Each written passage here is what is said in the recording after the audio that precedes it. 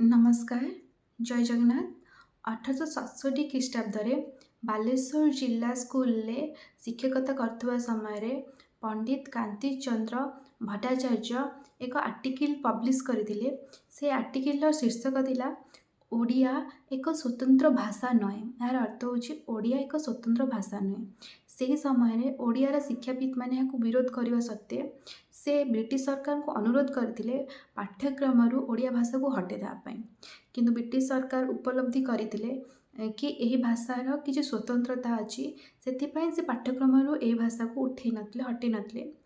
ଏହି କଥାଟିର ବହୁ ବର୍ଷ ପରେ 2014 ମସିହାରେ କିଛି ଜଣ ଓଡ଼ିଆମାନଙ୍କର ଅକ୍ଳାନ୍ତ ପରିଶ୍ରମ ଯୋଗୁଁ ଆମ ଓଡ଼ିଆ ଭାଷା ସାଂସ୍କୃତିକ ଭାଷାର ମାନ୍ୟତା ପାଇଥିଲା। ଓଡ଼ିଆ ଏକ ସ୍ୱତନ୍ତ୍ର ଭାଷା ନୁହେଁ ରୁ ଓଡ଼ିଆ ଏକ ସାଂସ୍କୃତିକ ଭାଷା, ଏହା ଭିତରେ ଏକ ଦୀର୍ଘ ସମୟ ଅତିକ୍ରାନ୍ତ ହୋଇଥିଲା ଏବଂ ଏହା ଏକ ସୁଦୀର୍ଘ ଯାତ୍ରା ଥିଲା ଓଡ଼ିଆ ଭାଷାକୁ ଏକ ସ୍ୱତନ୍ତ୍ର ଏବଂ ସାଂସ୍କୃତିକ ଭାଷାର ମାନ୍ୟତା ମିଳିବା ପାଇଁ। ତେବେ ଏହି ଯେଉଁ ଯାତ୍ରାରେ ଗୋଟିଏ ବଳିଷ୍ଠ ପ୍ରମାଣ ସାଜିଥିଲା ଚର୍ଯ୍ୟାପଦ। ଏହି ଚର୍ଯ୍ୟାପଦ ବିଷୟରେ ମୁଁ ସମ୍ୟକ ଆଲୋଚନା କରିବାକୁ ଚାହେଁ। 1907 ମସିହାରେ ସ୍ୱର୍ଗତ ହରପ୍ରସାଦ ଶାସ୍ତ୍ରୀ ନେପାଳର କିଛି ପୁସ୍ତକ ସଂଗୃହୀତ କରିଥିଲେ। ନେପାଳକୁ ଯାଇକି ସେଇ ପୁସ୍ତକକୁ ଆଣି ସେ ଗୋଟିଏ ପୁସ୍ତକ ରଚନା କରିଥିଲେ ଏବଂ 1917 ମସିହାରେ ବଙ୍ଗୀୟ ସାହିତ୍ୟ ପରିଷଦରେ ତାକୁ ଉନ୍ମୋଚିତ କରିଥିଲେ। ସେ ପୁସ୍ତକର ନାଁ ଥିଲା ବୋଧଗାନ ଓ ଦୋହା, କିନ୍ତୁ ସେ ପୁସ୍ତକର ଶୀର୍ଷକରେ ଲେଖା ହେଇଥିଲା 1000 ବର୍ଷ ତଳର ବଙ୍ଗୀୟ ଭାଷା। ଏବଂ ପରେ ପରେ ବହୁ ଶିକ୍ଷାବିତ୍ମାନେ ମାନି ନେଇଥିଲେ କି ସେହି ଯେଉଁ ବୋଧଗାନ ଓ ଦୋହାର ଯେଉଁ କବିତା ଗୁଡ଼ିକ ବଙ୍ଗୀୟ ଭାଷାରେ ଲେଖା ହେଇଛି। ତାପରେ ପରେ ଯେତେବେଳେ କିଛି ପ୍ରଶ୍ନ ଉଠିଥିଲା ସେହି ସମୟରେ ସେହି କବିତା ଗୁଡ଼ିକୁ ଚର୍ଯ୍ୟାପଦ ନାମରେ ନାମିତ କରାଯାଇଥିଲା।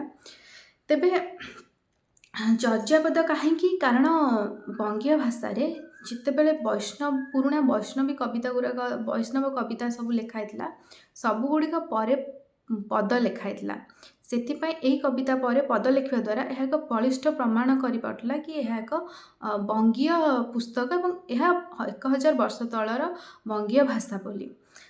କିନ୍ତୁ ପ୍ରଥମ ଥର ପାଇଁ ଡକ୍ଟର କରୁଣାକର କରଙ୍କୁ ସନ୍ଦେହ ଆସିଥିଲା ଏବଂ ସେ ଯେତେବେଳେ ଖୋଜିଥିଲେ ତ ସେ ଜାଣିଥିଲେ କି ଏହି ଯେଉଁ ପୁସ୍ତକରେ କବିତା ଗୁଡ଼ିକ ଏ ସାଧାରଣ ଭାବରେ ଓଡ଼ିଆ ଭାଷାରେ ଲେଖା ହେଇଛି, ଯାହାକୁ ସେହି ସମୟରେ ସାନ୍ଧ୍ୟ ଭାଷା କହିବା ହିଁ ଠିକ୍ ହେବ। କାରଣ ସାନ୍ଧ୍ୟ ଭାଷା କ'ଣ ପାଇଁ? କାରଣ ପ୍ରତ୍ୟେକଟି କବିତାର ଦୁଇଟି ଅର୍ଥ ଅଛି, ଗୋଟେ ଲୌକିକ ଏବଂ ଆଧ୍ୟାତ୍ମିକ।